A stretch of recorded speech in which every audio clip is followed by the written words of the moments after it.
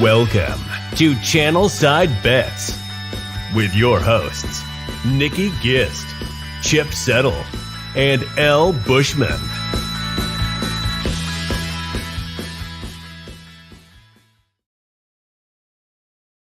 And welcome, everybody. Happy Sunday to you. It's another episode of Channelside Bets presented to you by Channelside Sports. Good morning, everybody. I'm L. Bushman, and of course, with me beside me, as usual, is Chip Settle. Nikki is once again out. Missing her punishments, little turkey. She's got like, 3 punishments now to do in a row. Yep. She is currently probably headed towards the Giants-Ravens game, which is at in New Jersey this week. So good luck to her and her 4-1 Giants against the Ravens. It should be a good game. We will get into that a little bit later. But before you do that, make sure to go to Channelside Sports YouTube page. Make sure to subscribe and hit the notification bell to get all the new and latest episodes that come out via Channelside Sports, which should be Channelside Sports in the morning, the main event, and also our show, which is every Sunday at 11 a.m. Eastern Standard Time. Chip, what is the word, Bird? How you doing, man? It's week 6. Week 6, man. Flying through it seems like the football season. I don't like it. I just think that it's moving too fast maybe for me. I agree with you too. It's I watched a little bit of college football yesterday. College football was bonanza yesterday with all the upsets that they had.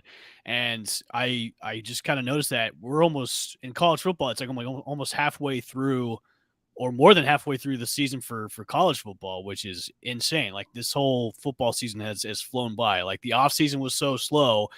And now it's just flying through of the favorite game in the USA's. It's just like, man, can we just kind of slow down a little bit and maybe kind of we want to like, we want to take this in a little bit more before the whole season's over. And then we got nothing to talk about. But I think, well, like you said, college football, bananas, Tennessee, Alabama. I had never seen so much orange and so many people in one area in my entire life. I mean, that was crazy, dude.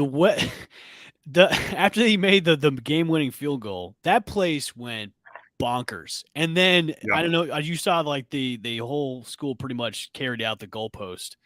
And did you see the video where they kind of got stuck underneath? I saw the video. I thought they got it out of the stadium and threw some of it into the Tennessee River, but no, I don't think they're getting stuck. Maybe getting out of the stadium you're referring to? Yeah, getting out of the stadium underneath where like the players' entrance come through. They kind of got stuck. There was a video where it got stuck a little bit, so they had to back up and like kind of shimmy it out through the entrance. But then I saw the video of them throwing it into the Tennessee River. What a way to be environmentally like cautious, guys, by throwing in a huge metal piece of equipment into the Tennessee River. Good job, everybody at Rocky Top. Good job. But UFC got upset last night too. So the whole top 10 or top 15 is just going to be reshuffled. We'll probably see that tonight for the new top 25. I think it is. I believe so. Yeah, but that'll be good. Yeah, like you said, Alabama will drop. Tennessee will move up. Georgia won by a lot, so they'll probably stay where they are. But a lot of other shuffling. But that's the type of football you want to see. Yes. I think we'll get the same sort of game, hopefully, from one of the games, 425, Buffalo and Kansas City, which obviously we'll dive into here in a little bit later in the broadcast. But hopefully college can take a back seat, obviously, for today, and maybe Kansas City, Buffalo give us another fantastic game as we saw before. I'm hoping so, too. I really do. So, all right, let's get into our Thursday night recap, which – wow, folks. Holy – not much to say about this one, but just goo. Yeah, goo. Yeah, did you kind of notice that like Al Michaels was pretty much doing a roast like the whole game, which was kind of hilarious at the same time because it's like we've got terrible football, but Al Michaels is actually making it enjoyable because he's just roasting the whole game. That was the great thing about it. I think the scary thing is the NFL saw is this is one of the best products in the world right now. Right. The NFL is so to have a game that underwhelmed and got so much backlash. Yeah. On top of obviously the other things, refs calls and some things that happened, in previous games. But just I think the NFL kind of went, wow. So this can happen to us. We can have something like this and have it blow up in our face. Yeah, it's to me, it just seems like the NFL should know a little bit better because, looking at the schedule, And then looking at the two teams that you scheduled on a Thursday night game, maybe you like, okay, well, we've got the Commanders and we've got the Bears. Like, that's who we got for this Thursday night game. Maybe we should reshuffle this a little bit to make it enjoyable, because Amazon's really putting out a great broadcast they really are. They're really putting out a great broadcasting team in the way, they've got the enhanced views that you can do. You can kind of pick and choose which views you want to do. So it's kind of doing that broadcast a disservice when you're putting out a product with two shitty teams like that.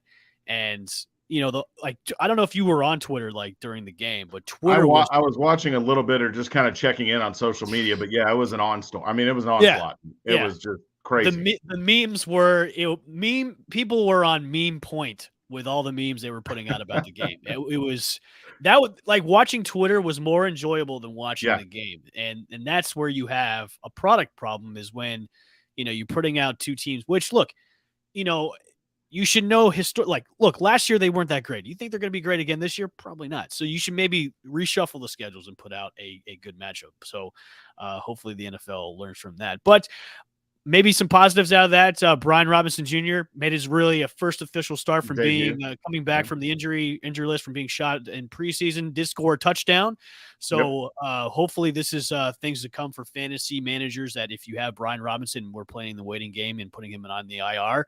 I mean, he's now the first guy to be he's the first running back on the team now. I mean, the Antonio Gibson project for Coach Ron Rivera has expired. So Brian Robinson is the number one guy in Washington right now. So if you've got him, start locking him in your lineups, because he could be a touchdown machine going forward for the season. So we'll see.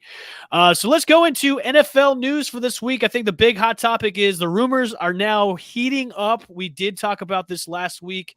The rumors where, Christian McCaffrey could be on the trading block. Lots of teams are interested, including the Bills. I saw the Bucks are being thrown in there, the Saints, the Rams, even though the Rams really have nothing left to give them unless they want to give away, maybe a piece of the stadium to Carolina. But really, this is the hot topic going into this week. Ian Rappaport did come out yesterday, or I believe yesterday, last night and this morning, that talks are starting to heat up. Chip, to me, I really can't envision CMC on any other team besides Buffalo. Like, this makes perfect sense for Buffalo just to go after him. And I mean, there was rumors going on right now where he could be traded just for a third round pick, which to me, that's nothing for Christian McCaffrey. Yeah, I think, and the one thing I was trying to do real quick is I saw some contract numbers on him. His salary's only $1 million, I think, or a little over. I think that what you're going to see teams doing, and I mean, this is teams that are a lot closer, to being a playoff team or playoff caliber team that might invest in him.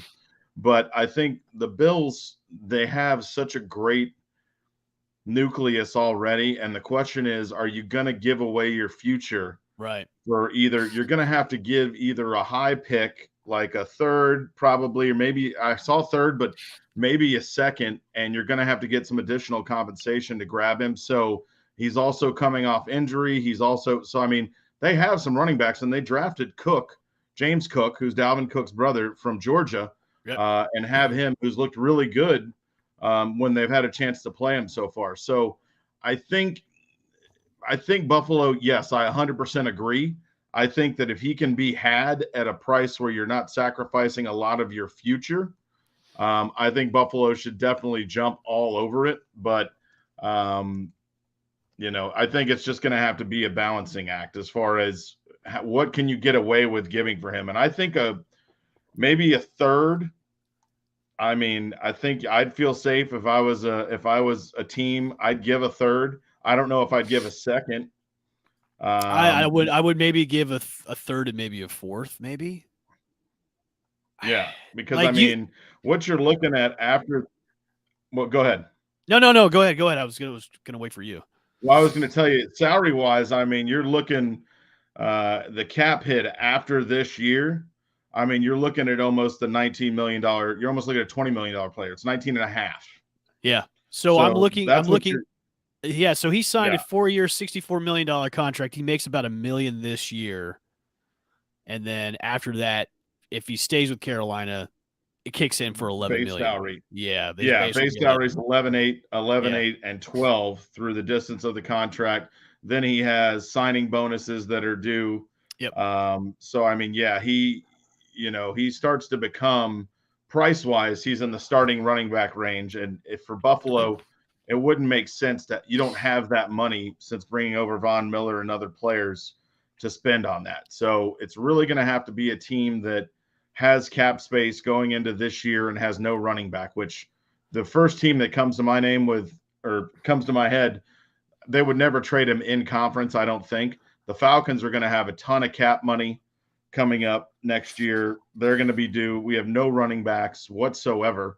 I'd love to see him not at a $19 million number. That Falcons can't do that, but I'd love to see that. I'm trying to think of who else.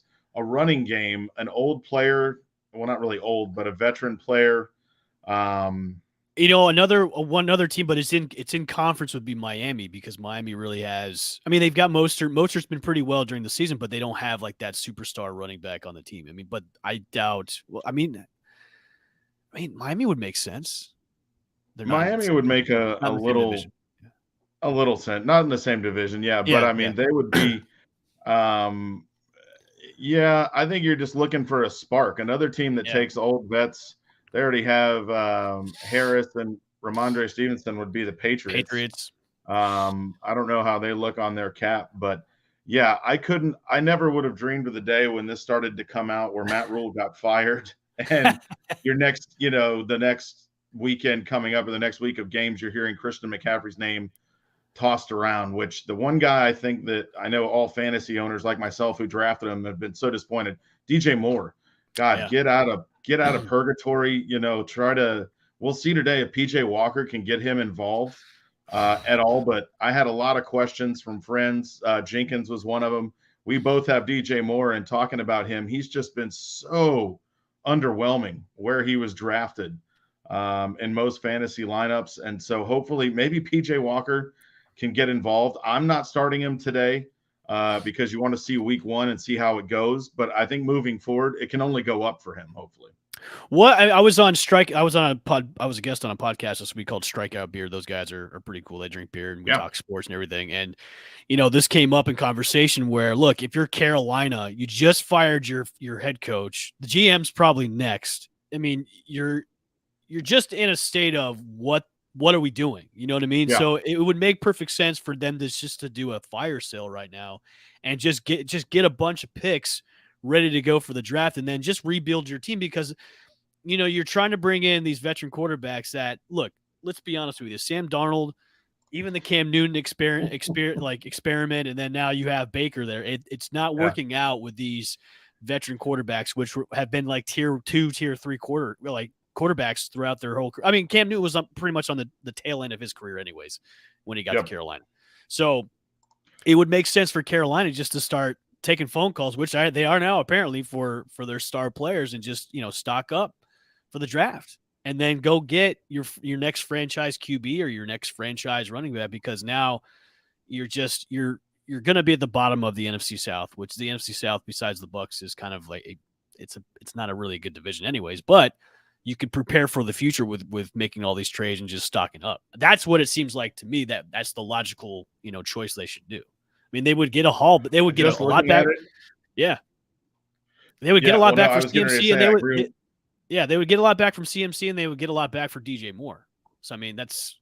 Well, yeah, I think right now, and just taking a quick look ahead to next year, 2023 cap space, Chicago Bears are first, $105 million. Falcons are second, $56 million. Patriots are third with almost $55 million. So a lot of people coming into a lot of money. You already have David Montgomery in Chicago. He's not doing really great. Maybe a CMC signing, that would sound good. But, yeah, everybody else looks like they've got running backs. I mean, the Houston Texans drafted great with Pierce.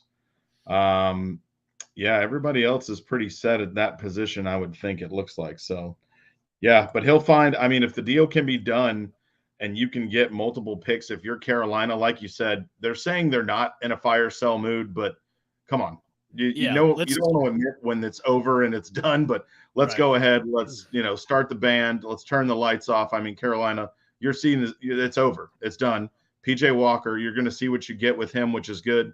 He was a young quarterback. He played in arena football. I think he also played. Played for either it was the AFL or the XFL before. I think it was the AFL. Before COVID hit, but he was doing pretty good too on the team that he was on. So we did see a sample size of him last year when Darnold went down for a couple of games. So maybe PJ Walker is the answer for Carolina. We're gonna see. He's a big guy. He can move around in the pocket. He can throw the football. So I mean, you're gonna see today. Just to let you know, I was on DraftKings today and I was just looking at some value plays and PJ Walker. So your top scoring person today projected is going to be Josh Allen, 24.78 points. PJ Walker, folks, is number 7, and he's projected to score 20.16. Tom Brady is ahead of him at 20.36. So value today, he is $4,900. That's cheap, so everyone. If you're looking for value today, and just to give you an example, Josh Allen's 8,200. He's, like I said, supposed to score a shade under 25, and PJ Walker is 4,900. Scoring 20.16. Josh Allen's 24.78. So less than a touchdown difference, but almost half in salary. If you're looking to get silly and throw a Hail Mary, throw PJ Walker in there. So let's kind of stay in the lane of running backs. It's a weird situation over in LA. With Cam Akers. I don't know what's going on with him. Nobody really knows what's going on with him, but apparently he's going to be on his way out for LA. LA's kind of fielding some calls for him too as well. I guess the relationship with him and McVay is still cordial. Everything is okay, but it looks like the time it's pretty much done with Cam Akers and the LA Rams. Weird situation. He's not active today. I think it's just ever since he tore the Achilles, it's never been the same with production wise. And we've been hearing rumors about work ethic and everything. Do you think there could be a second life for Cam Akers in a different environment and a different team? I think so. I mean, this always happens to players. You have players that fall out of favor, either maybe coming off an injury, they're not working as hard, or maybe they're doing things to distract from the team. We've heard it all the time as far as great players who pull away from teams. Obviously, AB comes to mind. Odell Beckham Jr. comes to mind. And all these guys were guys that hopped around and changed teams and were able to somewhat reshape or rebuild their football relationships. But obviously OBJ with the Giants, he was very volatile, always performed, got his way out, unfortunately hurt himself during the Super Bowl, got a chance I think he made a play or two, not a lot, but got a ring, which is great. He's getting ready to hopefully find a team. His activity's picking up. And obviously Antonio Brown, he's been in the headlines, not in a positive sense, but when he did leave Pittsburgh, he was able to contribute on other teams as well. So, I think environment is definitely key. Cam Akers is young enough to where you can get another shot. It just depends on what is going to happen if he does get released or if he gets traded or what the situation will be. There's a lot of running backs coming out, unrestricted free agents coming up next year in 2023. Saquon Barkley, Kareem Hunt, Josh Jacobs, Melvin Gordon. You'll see a couple of the other guys that are playing right now. So a lot of running backs coming out. That's why guys like Christian McCaffrey, like you said, and also Cam Akers, there'll be a little bit of competition in that area. So, well, we hope for the best for Cam Akers. Yes, we do. You've made fantasy managers very mad, including myself, for drafting you in middle rounds for this year. You son of a bitch. You son of a bitch. All right. Injury report is probably not solidified just yet. Do we have any injuries right now coming out on the report? I got some guys. Some trickle in. Yeah, these will kind of trickle in. So as we know, this is a list that's just continuing to grow momentum throughout the week and just get a lot of top tier players. Jonathan Taylor, Rashad Bateman, Michael Thomas, Naheem Hines. We know Tua's not playing. Pat Freiermuth. Wow. Freiermuth is going to be out. Jarvis Landry, Kadarius Toney, Christian Watson, Marvin Jones Jr., Kenny Galladay, James Conner, the aforementioned Cam Akers, Darrell Williams, Matt Prater, Laviska Shenault, all out, not expected to play right now. You have Dak Prescott, obviously, Baker Mayfield, Julio Jones, and Chris Olave. New Orleans dying of weapons. We might need another Taysom Hill sighting out of nowhere, where less than 4% of the fantasy world played him this past week. Obviously, one of the studs that I know. I was looking at Taysom Hill out of nowhere, 35 points last week. The report out of New Orleans is Andy Dalton could be the starter going forward because he's been playing pretty good in New Orleans, which once again, Jameis Winston, you might be out of the job. NFC South, the longest tenured coach right now, Arthur Smith. Hi.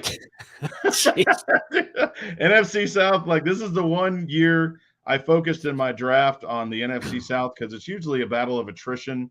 Those teams beat each other up. They usually have good, clean games. They're competitive, but yeah, this is a year where the NFC South is totally going to be flipped on its head again. And let's talk about it because last week it was an NFC South matchup between our respective teams.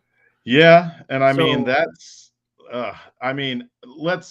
get the elephant out of the room right now. Grady Jarrett, Tom Brady. It's a clean play into the game that could have been the game-changing play the Falcons needed to get the football back, and it's ripped from their hands and the game ends. So I hated that call. Everybody blew up looking at that. There was another play with Chris Jones on Kansas City even that same day that was very ticky-tacky as well. The Falcons hung in and started to gain momentum at the end of that football game.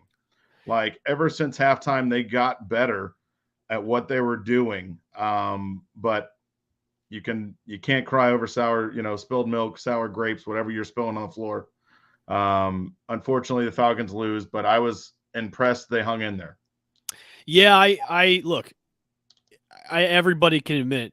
Look, Bucs fans, you can admit it that shouldn't have been called. And yeah, you're right, Chip.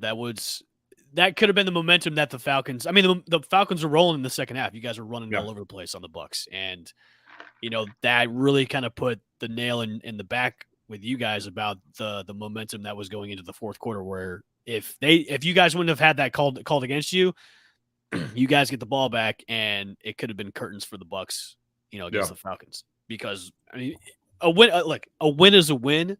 Yeah. But to me, that there's a dirtiness to that win because of that ticky-tack call. And going into Monday night too, where Chris Jones everybody, just like the Thursday night game, Twitter was ablaze. Yeah. With the amount of comments about what we're seeing this 2 days in a row with ticky-tack roughing the passer calls. So, I mentioned this on Strikeout Beer where look, the NFL needs to come to a whole is what are we considering roughing the passer? Is it going to be coming to the point where if you look at the quarterback, it's roughing the passer now? Because that's where we're almost headed, where if you breathe on the quarterback, it's roughing the passer. I still think the Bucs need a lot of work, man. It's just, they just look sloppy. And obviously, look, we've got a lot of injuries, but to me, it's still a rough road ahead if they really want to win the NFC South and make a deep run in the playoffs before Tom Brady says hello to retirement again. So today could be another one of those games. They're going against Pittsburgh. Pittsburgh's basically got everybody out on defense, so it should be smooth sailing for the Bucs offense to cruise against the Pittsburgh Steelers, and plus Steelers again are running out a rookie quarterback in Kenny Pickett. So we'll see what happens today against the Steelers. I just got an update. Jacoby Myers for New England is going to suit up against Cleveland. Okay. Kyle Pitts is active for Atlanta against the 49ers today also. All right, let's get into heroes and villains from last week for fantasy and DFS.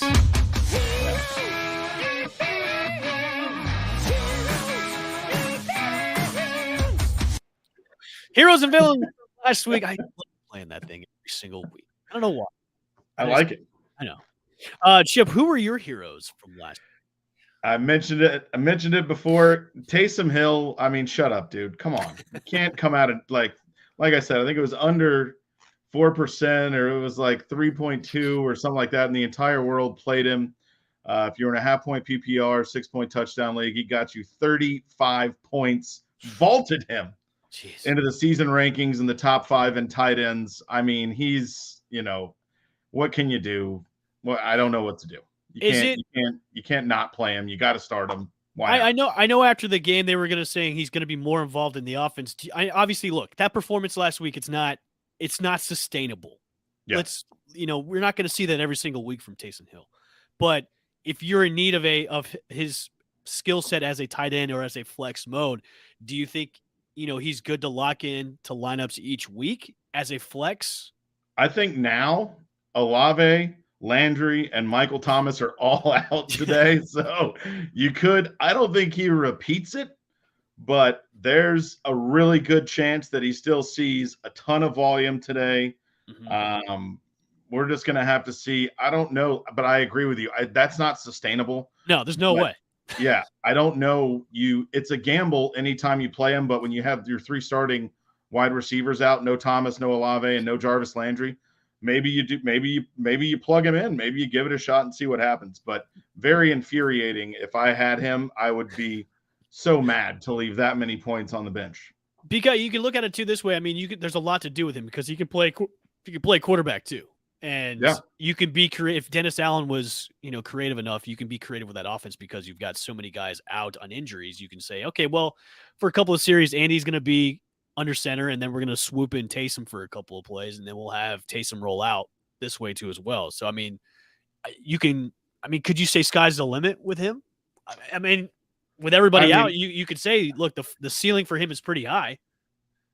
It is high, but I mean, like you said, I think it's going to be selective on what you do with them. I mean, it's just a pain for fantasy owners. It is a huge pain because you look at them and you don't know. It's a guess. It's a gamble every week. With so many people out in their offense, he will be involved. I think he's at least good for a touchdown. And I mean, from that position, wherever he's marked in your league, he's usually marked as a flex or a tight end, I think. In most areas. So try to plug him into your flex if you're desperate. But if you need at least a touchdown, I think he might be good for one today. Okay. My hero from last week is Davante Adams and Dan Carlson from Las Vegas. And I always this is a personal thing for me. I was down by 30-something points headed into Monday night. And I needed an outstanding performance from, mostly Davante. Everybody in general, because they're facing Kansas City. The game was a pretty good game. I mean, let's just put it out there. The game was really good. And then the shot. I mean, Davante helped me out the first quarter. Boom, touchdown. I'm like, oh, okay, we're rolling. We're rolling now. Gets another one over 100 yards, and then I get the final kick to go over that hump. So thank you, Las Vegas Raiders. I understand that you lost. It's horrible losing like that, but thank you, Davante Adams and Dan Carlson, for being my heroes for last week. You got me to be 4-1 for the this season so far. So with my patchwork of a lineup, because I've got tons of guys on injury right now. Thank you. Any villains for you last week, Chip? Villains, I hated, and we talked about this on the show. I really wanted the Detroit Lions to go into New England and just kill everybody, and they got blanked. So Jamal Williams this year so far in the top 10 in running backs, averaging 15 points. He only had, I think, 5 or 6. So he was a big one. And also Jalen Waddle. I know that obviously quarterback has been a huge issue for Miami, but he's also a guy that's, I think, right around the top 10 so far in points scored this year. And he had under a touchdown last week. So those were 2 guys that were villains in my eyes. Yeah, I will agree with you on Jalen Wallace, the quarterback situation there. Obviously, Tua has been cleared. Is Tua going to be starting today? Or are they going to hold him out for one more? I think he's holding out for one more game. One more week. Okay. Yep. So he's been frustrating the past couple of weeks because of the injury to Tua. So he was rolling the first couple of games, and Tyreek has now been kind of banged up too. So you would hopefully Tua will be back next week, and then you'll have Waddle back at 4. So that's been heroes and villains for this past week. Chip, should we get into the matchups and the lines? Should we go? Yeah, we can do that. Do we have any? What do you think? I know we talked a little bit about surprises or people that were kind of so far this year. Some player stocks to watch. Yeah, we could do that. Or one of the guys that I've been thinking about or disappointed in so far. Allen Robinson was a guy that, geez, I know got drafted pretty high. Yep. And he's just kind of fallen way off the radar. And he's just a guy I just don't think is going to hang in there. I can't believe I'm going to be saying this, but a guy stock that's like, it seems to be rising every single week. Now he's on a team that's they've been surprising this year. They've been surprising. Geno Smith. Man. That was one of my surprises so far this year. He's in the top. I think he's in the top 10 and quarterbacks. I've got him locked in on my DraftKings lineup this week. You can get him for $5,700 to be your starting quarterback. They are great matchup this week against the Arizona Cardinals, which it should be a shootout between those two teams.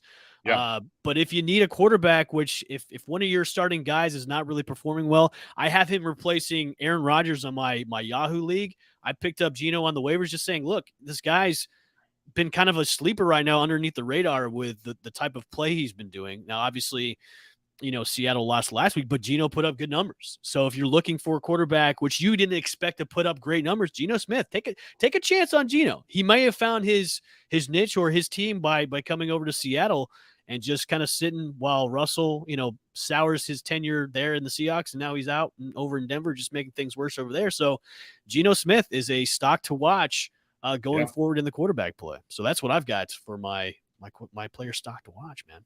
Yep.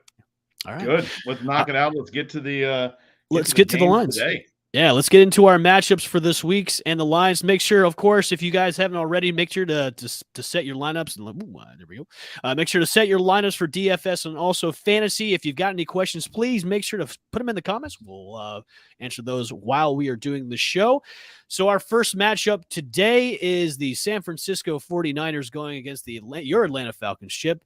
San Fran's coming in as a 4-point favorite. The over-under is 46. What do we got for this matchup today at 1 o'clock?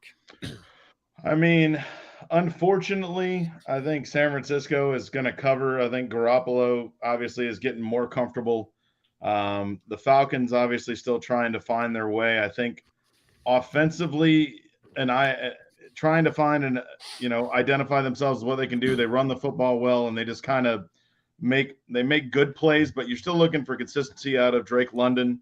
I want him to show up, and obviously Kyle Pitts has been banged up. He is active today, but I'll take San Francisco to cover the 4, and I think this game is definitely going to go over 45 and change. I'll take the points, but I'll take the under on this. Okay. I think this is more going to be a ground game looking at these two teams.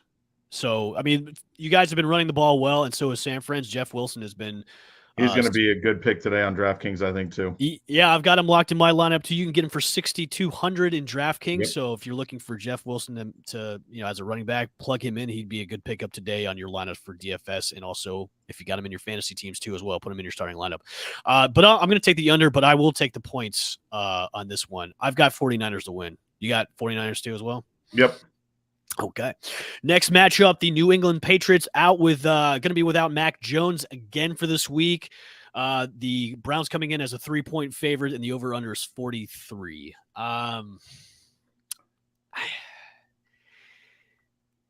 Again, I think this might. Yeah, that says it all. I mean, I'm going to go with this is going to be another running game.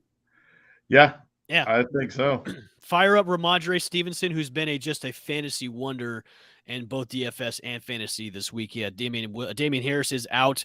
him and Ramondre have been really splitting the carries, but Ramondre, I think what everybody knew what was coming, where he was going to take over the job. So, I think this is going to be a ground game. I think I'll take the under on this, and I'll take the 3 points too as well. Yeah, who do you think takes this one? Who are you taking? I'm going Browns. I'm going Browns on this one. Man, I know. This is just, I don't know. It's an Huey matchup. Dude, I know. New England shocked me, and Detroit really let me down last week. Like, I really hurt my feelings. I don't know if I just wanted New England to lose so bad at home against Detroit. I really wanted that. But New England put together a great game. I think I'll take New England on this one. Okay. The New York Jets will be facing the Green Bay Packers. The Packers are a 7.5-point favorite. The over-under is 45. I don't like this at all. I don't. I honestly think it's going to be. Honestly think it's going to be a closer game. To be honest, I think the Jets could take this. I think the Jets could beat the Packers today. I think Zach Wilson coming back and getting a lot of pieces back together. Breece Hall, unbelievable start to his season. One of the surprises, I think, so far this year has had a great fantasy season. I mean, I like if you can get. I mean, right now, I think what is this 7? Yes. Okay. 7.5. I mean, 7.5. 7.5. Ooh, yeah, the hook right there. I like if you're gonna get. I'd take the 7.5. I like that. You like it? Okay. I mean, I would take the 7.5 points. I think overall, Green Bay probably wins, but it might be closer than that 7.5. Yeah, that's what I'm thinking too. I am gonna take the Jets on this one though. Isn't Aaron Rodgers hurt his hand too? Yeah, he said he was okay, but that's a whole nother thing. He probably healed his hand with some ayahuasca tea on that. So, could be. All right, could very well be. Next matchup is the Jacksonville Jaguars and the Indianapolis Colts. Colts as a 1.5 point favorite. The over/under is 41.5. I think the Jags this is win another. This. Yeah, go ahead. Yeah, man. I've put a lot of faith in Jacksonville the past couple of weeks, and they've let me down. I think this is the time. Indianapolis poor Matt Ryan is just dying. He's not having fun. He's getting sacked a lot. I like Jacksonville plus the 1.5 or point, whatever it is. And I like the under. I like the 1.5 points for the Jags. I will take the over on the 41.5. Do you need to get that? Oh no, we'll let them go. Okay. I'll take the 41.5 on this too. I agree with you. I mean, I feel bad for Matt Ryan because he left a situation in Atlanta thinking it was going to be a good situation in Indy, and it's just been nothing but like on his back. And now Jonathan Taylor is out for the foreseeable, we don't know, future right now. He might be back next week, but it's just been a sad situation. And that's the way it is. I got the Jags in this one, and I'll take the points, and I'll take the over on that one. There you go. All right. Next matchup, the Vikings against the Dolphins. Vikings coming in as a 3.5 favorite. The over is 45.5.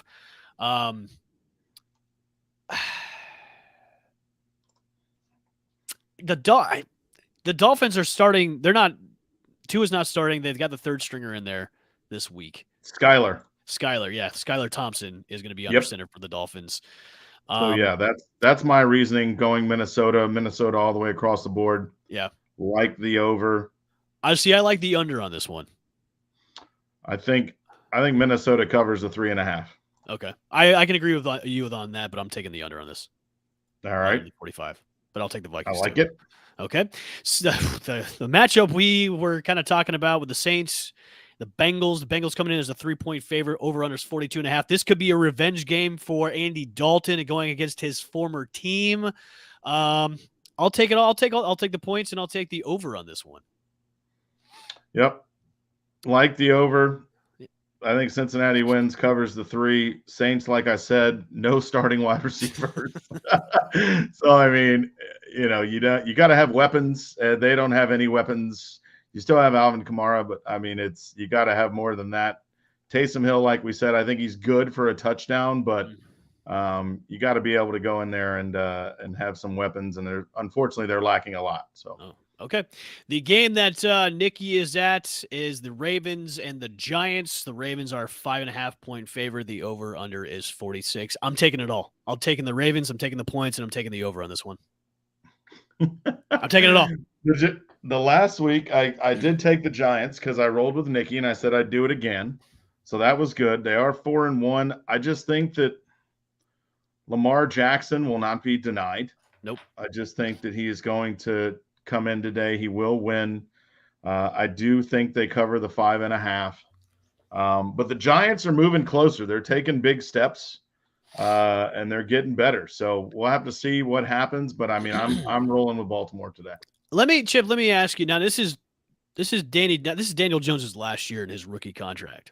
Yeah. Do you think the Giants are going to stick with him depending on, still obviously we're still kind of early in the season, Yeah. And Dable did so many wonders with Josh Allen when he was over in Buffalo.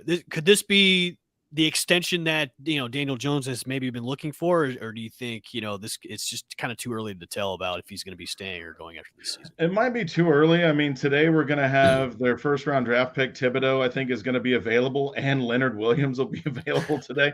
So, I mean, Baltimore, this is going to be a good litmus test for the Giants, and they'll be getting their full complement of pass rushers back. So we'll have to see how close this game is. But you could see, I think, moving forward, if you can have a good performance by Daniel Jones and their defense continues to play and they can get after Lamar Jackson, I think Daniel Jones could potentially be sticking around if he could show his salt today.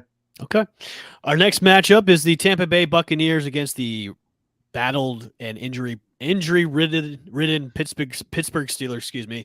The Bucs are a 10-point favorite. The over-under is 46.5. Now, I'm going to throw some caution for this game because historically, when the Bucs go against a rookie quarterback, rookie quarterbacks have roasted the Bucs. And funny enough, the matchup before this was against we had the Giants and the Ravens. The last time a rookie quarterback went against the Bucs was really Daniel Jones, and Daniel Jones had the game of his life when he played the Bucs, and nobody saw that coming. So, Bucs fans, it could happen with Kenny Pickett. Kenny Pickett could go in there and just start throwing bombs, and the Pittsburgh Steelers could just come out of nowhere and roast the Buccaneers defense. I always say that because, remember, historically, Chip, my expectations are so low with the Bucs. That's right. If they lose, it's okay. What do you think about this matchup? The Bucs coming in as a 10-point favorite and the over-under is 46.5.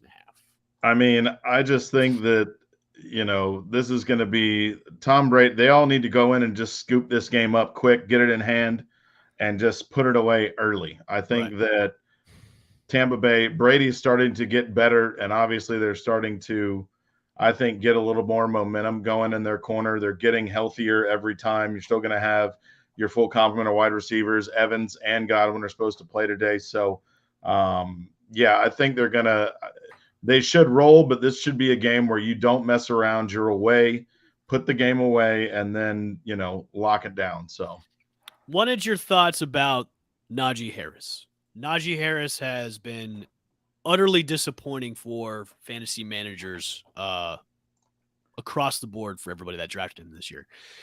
Yeah. If you had Najee Harris in your lineup, are you kind of at the point where this game could be the start or sit for the rest of the way? Like, if he doesn't perform, are you maybe going to be considering trying to trade him low or maybe just sitting him on the bench just to see, because the offense right now with Pittsburgh is just kind of all over the place right now. There's no clear-cut direction what they're doing. I mean, he's been really a disappointment. I think you can only – and where he was getting drafted, I don't think you can sit him. So you trade him and you try to get value back if you really think nothing's going to change, which Pittsburgh didn't really address their offensive line, and they lost guys. And they did – I mean, you have to have an offensive line to move the football. I don't care if you're running or if you're passing. So against teams with good defenses, and the Buccaneers have had a fairly good defense so far this year, it's tough because you can stack the box and know that they're weak in the offensive line to kind of bottle him up. So I don't think you can bench him because of where you drafted him, but if you feel like it's not going to get any better, and when they play good defenses, obviously it's going to be a lot tougher on him. So you got to play with caution or trade and try to get better value. But Pittsburgh didn't address their offensive line, so this is kind of you should have done that as well. It's a conundrum with that. Just very disappointing. I drafted Najee in Dynasty, and it's just been like, I drafted Najee in one of my Yahoo leagues. And I'm like, this has been just an utter disappointment with him. I hate you. All right, our next matchup, the Carolina Panthers against the LA Rams. Rams coming in as a 9.5-point favorite. The over-under 41.5 for this. This looks good to me. The Panthers are just going to get destroyed by the Rams today. So, yeah, I like this all the way. Yeah, I mean, like you said, if you look at this game for what it is, you got a new quarterback coming in who's kind of played.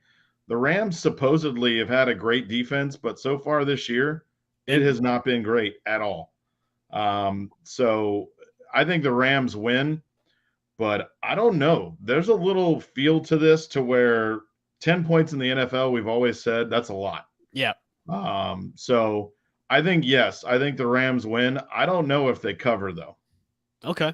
I don't know if that happens. But, yeah, plug in the Rams, and I can see P.J. Walker going out there, just starts chucking everything from the bleachers. And, I mean, he might have 60 throwing attempts today. We don't know. DJ Moore might have a great game. You never know. He could. That's the toughest thing about changing quarterbacks and people on the team. You got to get new to, you got to learn up on the person you're working with and who you're playing with. And that's, that'll be tough today, but we'll see what happens.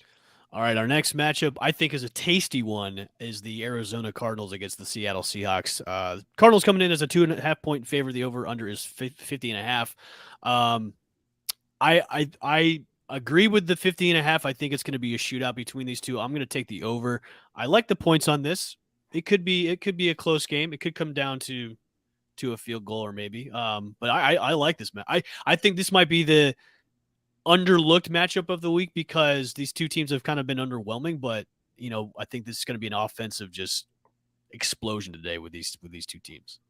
Totally agree. The 50.5 for the over under. I think the entire Seattle offense, I think DK Metcalf, Tyler Lockett, everybody has a good day today. I think Geno Smith, and this will come down to the end. And I think that if you have D-Hop in there, which I think he's coming back week 8, I think his suspension was 7. So, I mean, you're getting one more game. I think Rondale Moore for Arizona will be active today, and he's been a little banged up. But Arizona, you got to generate offense. Kyler Murray's been so-so. You'll see a good game from Zach Ertz. Connor's been banged up. But, yeah, I think Seattle, just because they're home, I'm going to take Seattle in this game. Okay. I think because they're home, they might be able to pull this out. But, yes, I agree. This should be a good football game, and we'll see what the outcome is. And if you need somebody to plug into the flex position, Eno Benjamin, who has been filling in for James Conner, he's going at 4,600 right now on DraftKings. One of the best values of the day right there. Exactly. He had a great game last week. I think he's going to have another great game this week too as well. So be on the lookout for Eno Benjamin if you're looking for anybody. He's still available in fantasy too. If you haven't picked him up yet on waivers, do so. Plug him in as a flex and also on your DFS lineups because he could have a great game today against Seattle. All right, let's go to the matchup that everybody's waiting to see. The rematch from the AFC Championship game last year was the Buffalo Bills and the Chiefs. I'm throwing a little bit of caution at the wind about the 2.5. Only because, I think so. Yeah, over under 54. There's a chance, but I don't know if it's going to be that much. I think it might be closer than what everybody thinks it's going to be for the over under. I think Buffalo addressed the one thing about getting after the quarterback since they last played. They were able to get some pressure, not many sacks. This is why you signed Von Miller. Right. This is his only job today. The entire world will be focused on Von Miller versus the Chiefs' offensive line. Will he get pressure? Will he have a ton of sacks? If Patrick Mahomes sits back and Buffalo plays zone and he has time, the over will probably occur. But if, Von Miller comes in and does what he was brought to that team for, their offensive line, the rookies they drafted, Buffalo can get after the quarterback. That'll be the key to tonight's game, or excuse me, this afternoon game. I'm surprised they didn't put this game as the matchup.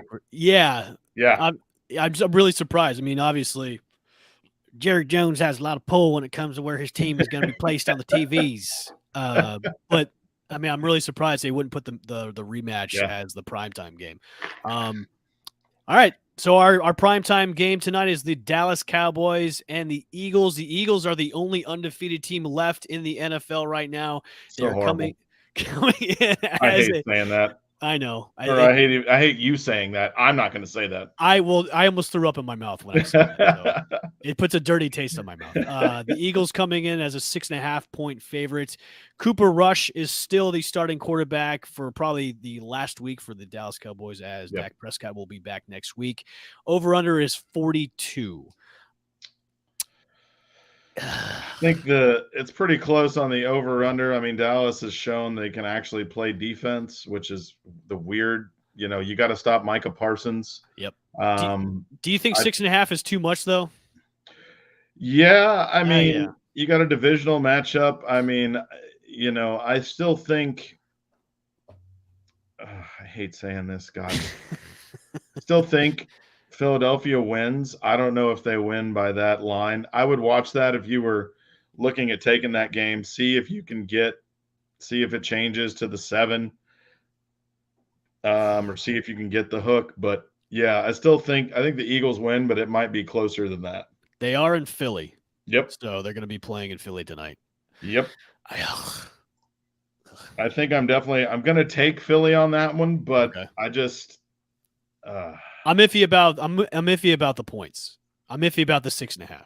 Yeah. I am iffy about it. That's why it puts like a dirty taste in my mouth talking about this matchup, because we both have so much hatred towards both these teams. Yeah, it's awful. It's awful. Yeah. I can't even. I don't even want to talk anymore about it. I love the game. I just hate both those teams. It's okay. We can move on. Do you need to gargle with some mouthwash after that? I feel like we should. I don't know. I think I do. All right. Our last matchup for today, or for this week, would be the Monday night matchup against the Denver Broncos and the Los Angeles Chargers. Chargers coming in as a 4.5 point favorite with the over under 45.5. Broncos can't seem to get it together when it comes to the offensive scheme they have. Chargers paid up for Russell Wilson, huh? Yeah, they should have. As Chad would say, they should have paid that much money for a kicker. There you go. Yeah, I'll take the points, and I'll take the under on this game for this one. Yeah, I like Los Angeles. Yep, minus the points, win the game, and I definitely agree with you. I think the under will probably be the way it goes. Okay, that have been our starts and sits, for our lines and matchups for this week, courtesy of DraftKings. Make sure to lock in your lineups and also bet responsibly, everybody, this week. You got some locks? This lock of the week? I mean, I honestly, if you're looking to have points scored, I mean, I really do think the Arizona-Seattle game, I mean, I think it was 50.5.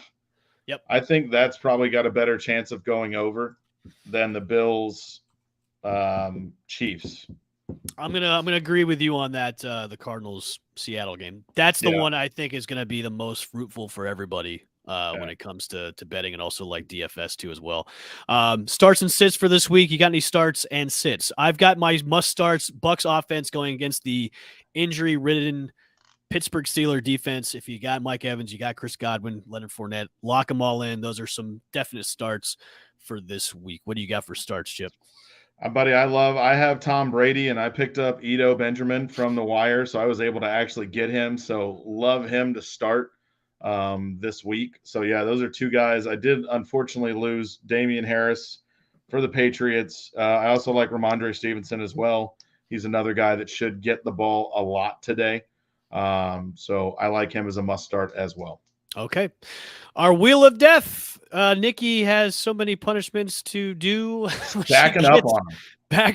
We're backed up with punishments. So let's go into our Wheel of Death to see. We should actually rename this to Nikki's Wheel of Death. I like it. So this is Nikki's Wheel of Death to see what kind of punishments that she has. Let's spin the wheel to see what we've got. And it is going to be pick your punishment. All right. Pick your punishment is a new one. So pick your punishment will be, she will pick her punishment for next week. That will be that. If she you never know. She could pull out a win. You never know. She might. I don't know. She's 6 games out of the lead now. I saw I'm 47-43. So she's starting to get a little out there. So you're starting to pull away. Starting to pull away a little bit, but we'll see. All right. Chip, any thoughts, any advice we got before we get on out of here? Like we said, love the Arizona-Seattle game. A lot of points scored. Plug in offensive guys if you can. And also, Kansas City, Buffalo, eagerly awaiting that game today at 4:25. Can't wait to see what happens. All right. Once again, thanks, guys, for tuning in to Channelside Bets. Of course, if you got any fantasy questions at all, make sure to tweet us out on Twitter, also Instagram, too, as well. We will answer your last-minute fantasy questions and DFS as well. Of course, make sure to tune in to our show next week at same time, same channel, 11:30 Eastern Standard Time here on Channelside Sports YouTube page. Make sure to go to subscribe and hit that notification bell as well. Tune in to Channelside Sports in the morning tomorrow morning at 8:30 a.m. 8 o'clock a.m. Eastern Standard Time with Danny. One of these times. And one of those times, Monday through Friday with Danny Bennett too as well. And make sure to tune into the main event with Tony and John Decker. We will see you guys next week. Make sure to bet responsibly. Go Bucks. You got nothing? Nothing this week? I got nothing this week, although I will say this. The Rams are actively trying to trade Cam Akers. He's unlikely to ever play again in Los Angeles. So, folks, Cam Akers will be leaving, it looks like, very, very soon. I did make a trade in fantasy this week that involved Cam Akers. I did trade away Cam Akers for Brandon Ayuk. So there you go. I'm surprised that trade was even happened. But it did. So we'll see you guys next week. Have a good fantasy and DFS this week. We'll see you guys next week at 11:30. Peace.